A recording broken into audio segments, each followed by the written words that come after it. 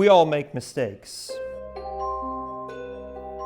My thought was last fall that, oh, I'll go out one more time.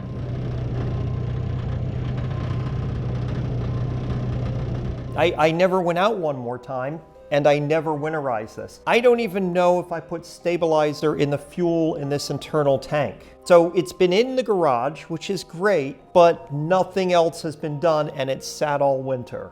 And now I'm scared, because I don't think it's going to start. What's nice about this Mercury is it has the starting procedure written down on here. Open the tank vent on the fuel cap. It's this right here. So let's open. Ooh, I heard a little psst sound. I'm going to take the cap off, see if we have gas in here.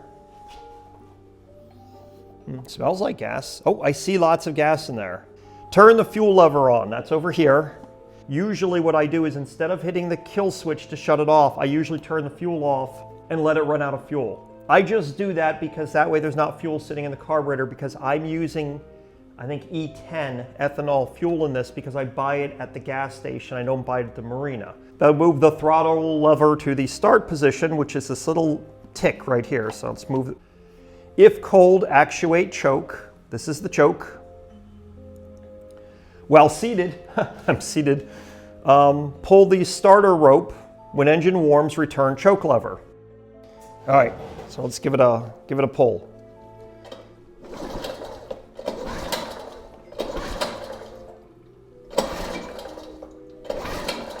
It's also been sitting all winter long. I'm going to turn some choke down now.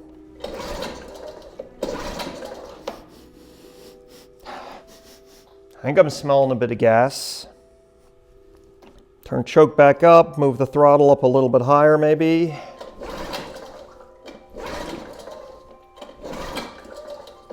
Nothing, we're not even getting a kick.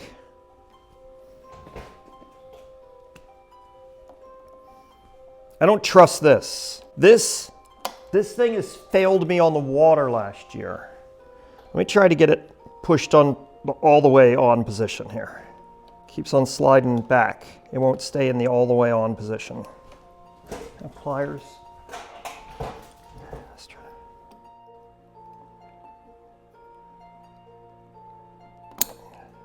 All right, there we go. I got it all the way on now. That button won't push in. Choke, throttle, fuel's on. All right, let's give it a whirl. Ah, whoa, whoa, hey.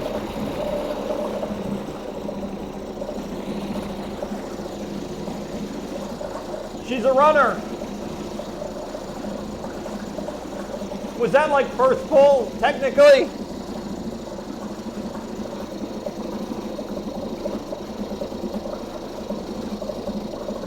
Let's take away some choke.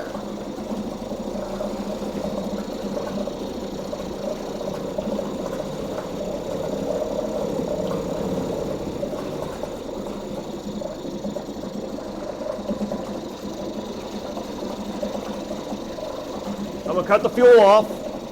Oh, the button does work actually, with it all the way in. Well, that's awesome. It runs. Ah, that two-stroke smell. Closed off in the garage with two-stroke smell. You know that's gotta be good for you. Been sitting all winter and she runs. However, that still doesn't defend this. Did I just get a junky one? Did I just buy a junky switch? Is my button bad? It's only happy when it's all the way in like that. That's let me down out in the water. That's why I had my suspicions about it. Okay, so the lesson learned here. So what's our lesson we learned here? Is the lesson learned you can just leave your outboard all winter long and not winterize it and it'll be fine in the spring? No, that's not really the lesson. Is that what happened here? Absolutely, but that's not the lesson. I got lucky. And had I not known about that button, I don't know if I would have been so lucky. I could have thrown this thing across the yard. I don't like that button. I don't like that. So here's what I've figured out about these safety lanyards. This is a safety lanyard I purchased last year The reason I bought this safety lanyard was because the original safety lanyard was problematic. And I'll show you why. If you notice, we have a loop on this end, and then we had a hook on this end. This is the thing that hooked onto the motor. This, I can't hook onto my clothing or anything like that. Now, granted, I probably could have just put a carabiner on here, like this, and hooked it onto my clothing. Since then, I have found out that this loop style is actually for some Mercury marine outboards. This, I guess, fits into some kind of thing. Because I tried putting this around the button, it doesn't fit around the button on mine. This fit on the button. So, what I did was I went onto Amazon. This was one of the things that came up as a suggested one. But also once came up with this loop end.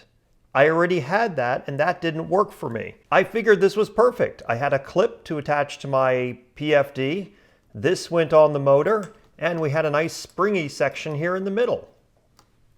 However, this clip, although it works, is not right for this engine. Apparently, this wide section is what's supposed to fit over the button, and you can see how it has a taper on it. The narrow section is just to actually give this a little bit of, I guess, springiness or flexibility. What I've been having to do is I've been having to push it all the way into here to get mine to actually work. And it pops out of there and will rest here, and that's when my engine will not start when I'm out on the water, and the problem that I was having trying to start it today. So I have to force it into here. You can see that this is actually narrower, and this has more of a sort of a springiness. This one actually clips in and is the same diameter as this narrow section of that. So this is right. The problem with this one was, though, is the other end of it. So the fix that I'm going to do is this is going away. And then we're going to stick a carabiner on here, and this will be the one I use from now on. And then I won't have any more problems out on the water. Okay, well, she's a runner. Thank you for watching. Give it a thumbs up if you like this video, and watch this video next, right here. This one's picked just for you. There's a lot more stuff to come. This thing's going to be out in the water very soon. And maybe some other things will be on the water very soon, too.